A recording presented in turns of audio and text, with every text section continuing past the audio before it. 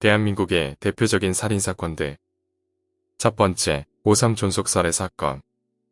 2011년 서울특별시 광진구 구이동에서 발생한 엽기 존속살해 사건. 전교 1등을 강요받은 고3 학생이 어머니를 살해한 후 8개월간 방치를 하였다. 두 번째, 강호순 사건. 2009년 초 대한민국을 발칵 뒤집어 놓았던 연쇄살인범. 경기 서남부 지역, 강원도 정선, 경기도 안산에서 일어난 연쇄살인 사건의 범인으로 그가 죽인 여성 중 확인된 것은 10명이다. 세 번째, 개성중학교 살인사건. 가해자 갑은 당시 중학교 2학년이었으며 신장 178cm, 체중 70kg의 체구를 지니고 있었다. 갑은 재학 중인 학교를 포함해 부산 5개 중학교 일진의 중장으로 불렸으며 모든 학생들이 무서워하여 눈도 마주치지 않고 갑을 피해 다녔다. 갑과 친한 친구가 아니면 말도 하지 못하고 시험 기간에는 더 예민해져 자신의 공부에 방해된다면서 같은 반 학생들이 화장실조차 가지 못하도록 강요했다고 한다. 피해자의 2교시 수학 수업을 마친 후 책을 다른 동급생에게 전달하러 복도를 통해 이동하던 중 갑의 몸에 책이 약간 스쳤다.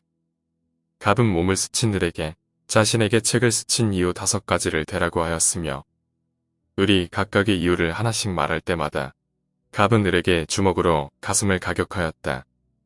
그리고 총 5대를 맞고 들어가는 을을 다시 불러 얼굴과 가슴을 심하게 가격하였다. 을이 쓰러지자 반 친구들이 갑의 일방적인 과격을 말리려 하였지만 갑은 심한 발길질을 했고 넌 죽어버려야 해 라고 외치며 의자까지 던졌다.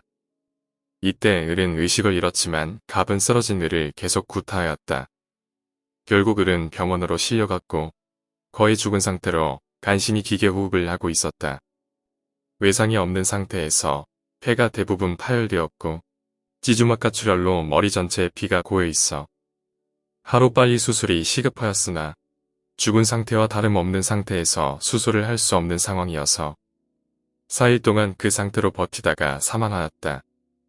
네 번째, 경찰 간부 모친 살해 사건. 2011년 1월 21일 밤 12시 대전지방경찰청 경찰 간부 이모 씨에게 모친으로부터 전화 한 통이 걸려왔다. 전화는 바로 끊어져 이상한 낌새를 느낀 이 씨는 모친이 살고 있는 아파트를 찾아갔고 그곳에서 손과 발이 결박당한 모친을 발견했다.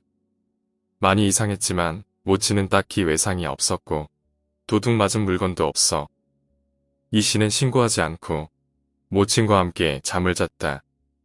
일어나 보니 모친이 숨을 쉬지 않았고 부검 결과 모친은 이미 늑골골절로 인한 흉곽내 출혈로 사망한 뒤였다. 사실 이 사건은 이 씨가 모친과 결탁해 일으킨 보험 범죄였다. 본래 의도는 어머니는 수면제를 먹고 잠을 자고 아들은 어머니를 부상 입혀 상해보험금을 타내려고 했던 것이다.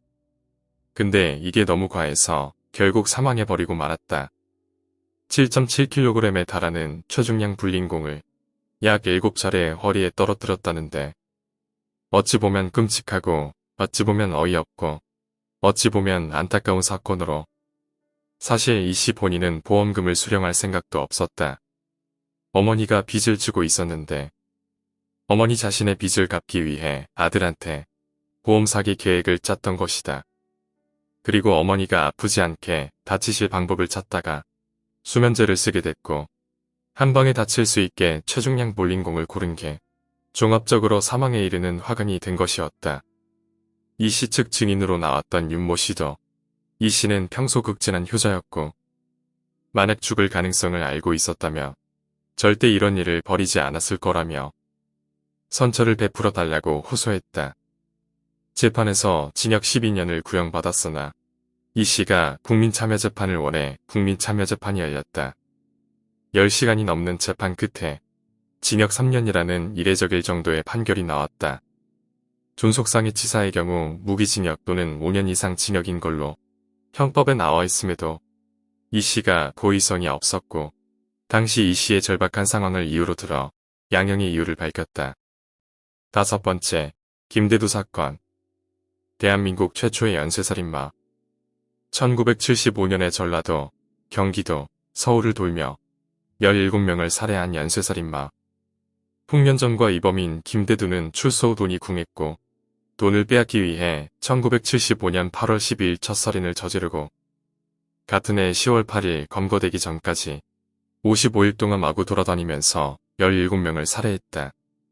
첫 살인 후 순천행 기차를 탔다가 우연히 만난 교도소 동기와 같이 돌아다니며 두 번째 범행을 저질렀다. 범행 후 이렇게 된 바에야 돈이 많은 서울에서 살인을 저지르자로 의기투합한 둘은 기차를 타고 서울로 간 뒤 헤어졌다. 어쨌든 김대두는 계속해서 범행을 저질렀다. 그런 그는 사소한 실수로 붙잡히게 되었는데 아무 생각 없이 피 묻은 청바지를 세탁소에 맡겼다가 청바지에 묻은 피를 보고 의구심이 된 세탁소 주인 하근배의 신고로 경찰에 체포되었다.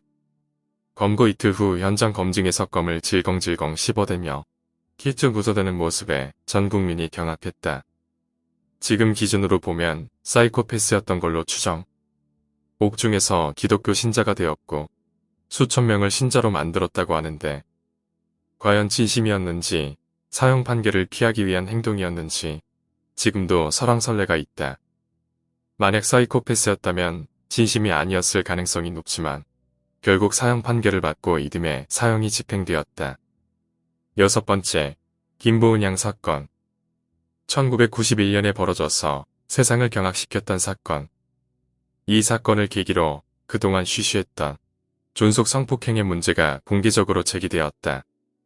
의붓아버지에게 지속적인 성폭행을 당하던 20대 여성이 남자친구와 함께 의붓아버지를 살해한 사건. 이 의붓아버지는 검찰 관계자였다. 의붓딸 이외에도 여러 명을 겁탈한 것으로 추정되나 검찰 관계자였기 때문에 그때마다 무사할 수 있었다. 제1심에서는 직접 살인을 한 남자친구 김진관에게 징역 7년, 김보은에게는 징역 5년이 선고되었고 항소심에서 김진관 징역 5년, 김보은 징역 3년에 집행유예 5년으로 선고되었다. 앞서 언급한 것처럼 일반적인 경우는 나올 수 없는 형량인데 이는 최상단의 표현처럼 김보은이 피고인인 동시에 피해자라는 것이 고려되었기 때문이다. 그리고 이 사건은 1994년 제정된 성폭력 범죄 처벌 및 피해자 보호 등에 관한 법률의 제정에 큰 영향을 주었다. 여담으로 복역한 이후 김보은 양과 남자친구 김진관 군은 헤어졌다고 한다. 일곱 번째, 김지영 군 살인사건. 여자 고등학생을 성추행하는 외국인 불법 체류자를 제지하려던 대학생 김지영 군이 흉기에 찔려 목숨을 잃은 사건이다. 2003년 8월 24일 새벽 3시 30분 시흥시 신천동의 한 놀이터에서 베트남 출신 외국인 노동자들인 웬뚜안뚜와 레이황이 귀가하던 고등학생 한 모양을 성추행하는 것을 보고 이를 제지하려던 김군은 웬뚜안뚜가 휘두른 흉기에 찔려 인천길병원으로 후송, 치료를 받아오다 숨졌다. 웬뚜안뚜 일행은 김군이 자신들을 무시한다고 생각해 이 같은 일을 저질렀다고 한다. 이들은 경찰에 의해 살인미수 혐의를 적용하여 구속되었다. 그 후에 보건복지부가 시흥시에 낸 신청에 의해 김군은 의사자로 선정되었다. 사건 당시엔 잘 알려지지 않았다가 2012년 들어 이주 노동자 문제가 이슈화되면서 주목받은 사건이다.